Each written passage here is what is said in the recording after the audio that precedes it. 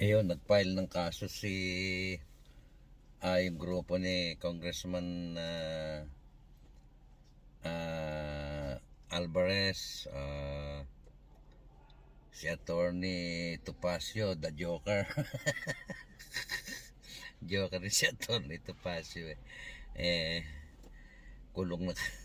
Ewan natin, sana ma-actionan ito, no? Kasi yung kinakatakot ko rito pag tayo magpapile ng reklamo against dito sa mga di umano ay mga magnanakaw. Walang nangyayari, ano. At ewan natin, tingnan natin, panoorin natin to si Congressman against former President Aquino. Kami rin po yung nag-fight. So, hindi po ito politiko. Hindi po ito politika. Ito talaga ay aming advocacy sa Citizens Crime Watch. Non-partisan po kami. Pero, opo, alam na pala niyang insertions, dapat akumido siya para hindi ito ang i-transmit as an enrolled bill. Dapat pinalik yan sa BICAM kung lalagyan ng insertion. Actually, bakit grabe na 241 million pesos Draft po at saka falsification. Kasi yan po ang aming evaluation na ito po ang krimen na nagawa. may administrative listing ba na kasama sa Implied naman po yung pagka-ombudsman na we are invoking both the criminal and administrative jurisdictions of the Office of the Ombudsman. Malawak po ang kapangyarihan ng Ombudsman pagdating po sa graft and corruption. Well, sa ito pong falsification ay up to 6 years imprisonment. Yun pong sa graft, depende po sa mapapatunayang value ng perwisyo sa pamahalaan. Sa administrative po, pwedeng suspension, pwedeng dismissal from the service, pwede rin kung convicted, perpetual absolute disqualification. Alvarez, baka may magsabi, politika lang. Anong mabibigay? Well, karamihan, wala nang nasabi iba. Kasabihin talaga, politika lang ito. Lahat naman na nangyayari, politika talaga, di ba? Parte ng politika yan. So sa akin naman, ang kawawa dito, yung mga empleyado na napag-uusan. Well, siguro pwede naman nilang depensa, magsabi lang sila ng totoo. Anong talaga yung Kasi ginagawa yung timing ng pag-file. Kasi baka i-reach na ng kay VP Sara Duterte. So kaya ganun yung mga alam nyo, yung sinasabi nilang timing, wala namang timing yung criminal case.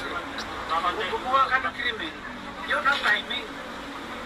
Gumawa ka ng krimen, kailangan namang i-file mo yan sa susunod na taon. I-file mo yan sa nakaraang taon. Hindi pwede. Ginawa nila yan recently, kaya kinakailangan aksyonan ka agad natin. Pero may kinalaman ba ito sa pag-impeach ng Kamara kay Wala, magkaiwala yan. Kasi iba naman yung impeachment, ibang usapin yun. At ito, criminal case ito, ibang usapan dito. Ito gante, parang sa pag-impeach. diversionary tactic. Hindi, teka. Yung sinasabi nila diversionary tactic, at tingnan nyo ito. Sino nag-divert? Alin ang nauna? Iba yung press conference ni dating Pangulong Duterte at ni Congressman Durao. Doon nila pinaputok na maraming blanco yung BICAM report. Ngayon, ayaw nilang pag-usapan yan dahil sigurado swak na swak sila sa kaso. Kaya silang gumawa ng diversionary tactic.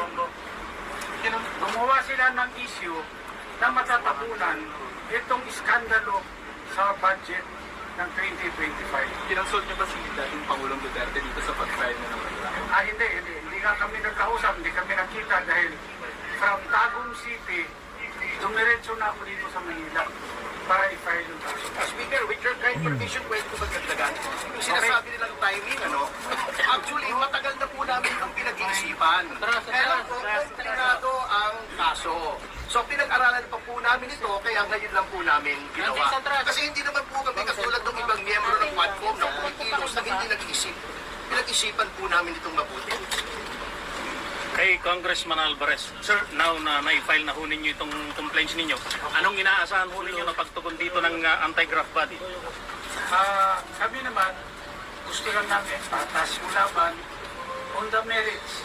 Tignan nila yung reklamo namin. Kung may merits naman, ay pwedeng isang process ang bilang bayan. Kung walang merits, edi i-dismiss. Walang problema yun.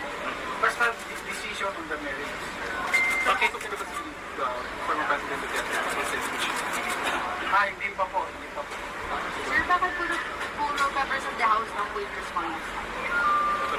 Nandun yung krimen na nangyari. Bypass sa Senate, sir. Sa Senado, siguro naman, kung Office of the Ombudsman, pwede naman silang magpatawag kung sino sa Senado.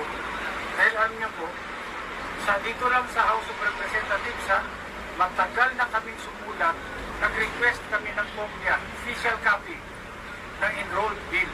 Hanggang ngayon, tinatago nila, hindi nila binibigay sa amin. Pero kung nasa House Library na po yung enrolled bill, yung ratified bill, ma-initiate publicly available po siya. Pati-check ko sa aking yung chief of staff ko, dahil yung sulat namin, hindi nila sinagot. Nag-request kami.